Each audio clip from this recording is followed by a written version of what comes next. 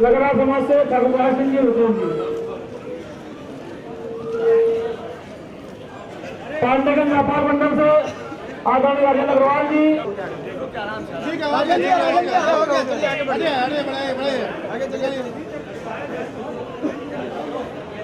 तारा जी अगर आ गए तो हमने तो मंच के पास आ जाए। आदरणीय ताराचंद जी,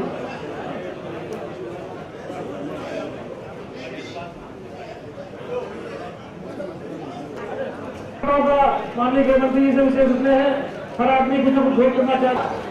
नगीना जी विश्व हिंदू परिषद, अजय कुमार वरिष्ठ पत्रकार, श्री अजय कुमार जी जायसवाल, श्री कैलाश चंद जी सिन्हा वरिष्ठ अधिवक्ता, श्री ताराचंद जी दुर्गा मंदिर समिति, श्री चंद्र किशोर जी रस्तोगी हरिओम सेवा केंद्र, श्री राजेंद्र जी अग्रवाल अध्यक्ष पांडे व्यापार मंडल, शिव प्रसाद जी गुप्ता अध्यक्ष, ये कौन सी है वैश्य, अच्छा हलवाई समाज के, श्री रामकृष्ण गुप्ता श्री रामकृष्ण यादव पूर्व पार्षद, श्री नरेंद्र शर्मा पार्षद, श्रीमती बीना गुप्ता महिला मोर्चा। यहाँ उपस्थित मेरे सभी सम्मानित बहनों एवं भाइयों, आप लोगों ने बड़ी तादाद में फूलों की हार पहनाई है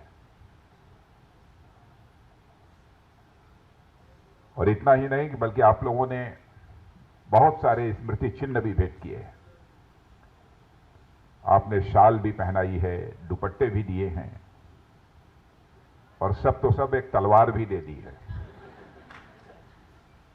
लेकिन मैं इतना यकीन आपको दिलाना चाहता हूं, मैं तलवार का अपने जीवन में कभी उपयोग नहीं करूंगा।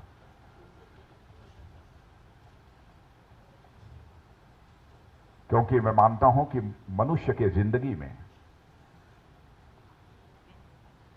जो दिली मोहब्बत होती है वह सबसे बड़ी तलवार होती है और बड़े से बड़े दुश्मन को उससे जीता जा सकता है।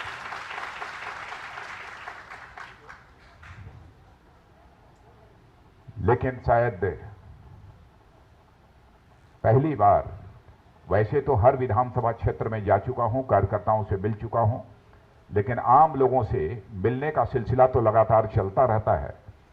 लेकिन यहां पर हमारे मंडल अध्यक्ष नरेंद्र जी ने, हमारे रजनीश गुप्ता ने, इन सब आदिल लोगों ने आम जनता से भी मिलने का कार्यक्रम यहां पर आयोजित किया है। पहली बार आया हूं और आप लोगों ने बहुत ही गर्मजोशी के साथ स्वागत किया है। इसलिए मैं भी अपनी तरफ से आप सभी बहनों भाइयों का हार्दिक अभिनंदन करता हूं, आप सभी का मैं स्वागत करता हूं। और आपने अपना जनप्रतिनिधि मुझे चुना है। मैं समझता हूं कि इससे बड़ा तोहफा जनता की सेवा करने के लिए और कोई दूसरा नहीं हो सकता है। और अपने तई मैं भरपूर कोशिश कर रहा हूं कि अधिक से अधिक विकास हो सके। साल सवा साल का जो समय गुजरा है, अभी तक जो कुछ भी योजना हमने बनाई है और जिसकी हमारे श्री दिवाकर जी त्रिपाठी, आप सबको मालूम होगा कि यहां लखनऊ डेवलपमेंट अथॉरिटी के वो वाइस चेयरमैन भी रह चुके हैं और विकास कार्यों के मर्मज्ञ हैं। उन्होंने सारी जिम्मेदारी संभाली है और सच तो बात है कि मैं कुछ नहीं करता, यही दिवाकर जी ही सब कुछ करते हैं। ये कभी मुझसे कह देते हैं कि उनको टेलीफोन कर दीजिए, उनको चिट्ठी लिख दीजिए, सब कुछ कर डालते हैं। सब मिला जुला कर देखा जाए तो हम लोगों ने बहुत सारी परियोजनाएं ली हैं, लेकिन जब वो पूरी हो जाए तभी मैं समझूंगा कि हमें कामयाबी हासिल हुई है और हमारी लखनऊ महानगर की जनता का पूरा हमको सहयोग प्राप्त हुआ है। अपनी तरफ से प्रयत्न कर रहा हूं। आपकी उम्मीदों को मैं ऊंचाई नहीं देना चाहता। जितना हो सकेगा इतना यकीन आपको दिलाता हूं कि जितना हो सकेगा पूरी ईमानदारी के साथ मैं करने की कोशिश करूंगा। और जितनी सांसदों को धनराशि मिलती है प्रतिवर्ष, उससे 2 गुना 3 गुना धनराशि चाहे जहां से भी लानी हो वह लाकर मैं खर्च करूंगा और कर रहा हूं। पहले वर्ष में हमारा वह कोटा पूरा हुआ है। रिंग रोड के बारे में आप सबको जानकारी प्राप्त हुई होगी कि लगभग 4-4.5 हजार करोड़ रुपए का वह प्रोजेक्ट है। यानी पूरी 105 किलोमीटर सड़क लखनऊ शहर के चारों तरफ बनेगी।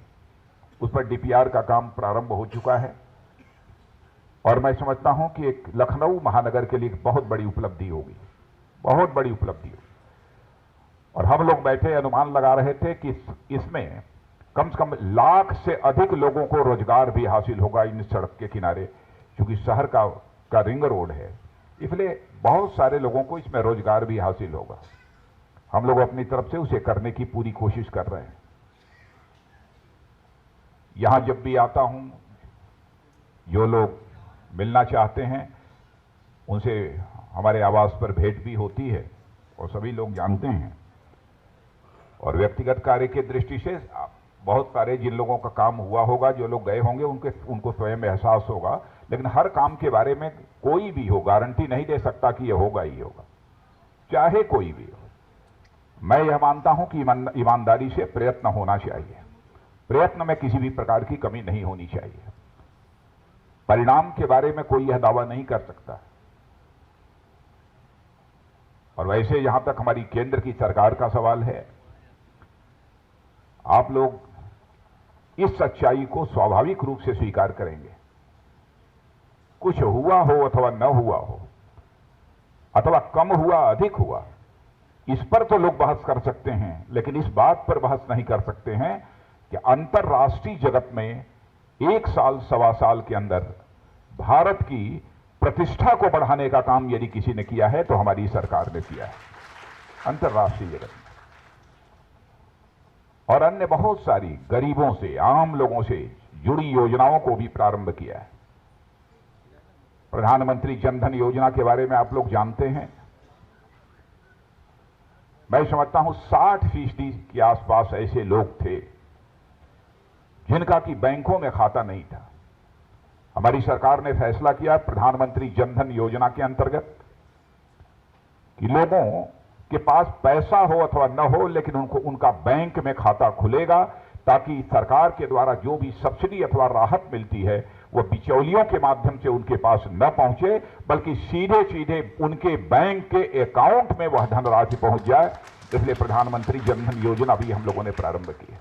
योजना प्रधानमंत्री जीवन ज्योति योजना, सुरक्षा योजना, और एक योजना तो ऐसी है कि महीने में केवल 1 रुपया आपको जमा करना है, पूरे वर्ष में केवल 12 रुपया जमा करना है, और पूरे जीवन भर के लिए केवल 500 रुपया यदि आप जमा कर देंगे तो वह 1 रुपया भी जमा नहीं करना है। 2 लाख रुपए की दुर्घटना बीमा की पक्की गारंटी आपको मिल जाती है। कोई दुर्घटना हो जाए, कुछ हो जाए तो 2 लाख रुपया बीमा कंपनी के द्वारा आपको मिलेगा। यानी जन सामान्य से जुड़ी हुई यह योजना है। लखनऊ महानगर में बेरोजगार नौजवान, पढ़े लिखों लोगों की बात मैं केवल नहीं कर रहा हूं, अशिक्षित, कम पढ़े लिखे, 8th क्लास 10th क्लास ऐसे लोगों के पास जो पास हैं, उनमें हुनर कैसे विकसित किया जा सकता है, उनका स्किल डेवलपमेंट कैसे हो सकता है। लगभग कितने छात्र बच्चों को हम लोगों ने लिया है, जो ट्रेनिंग चल रही है, वो कितने बच्चे हैं जिनके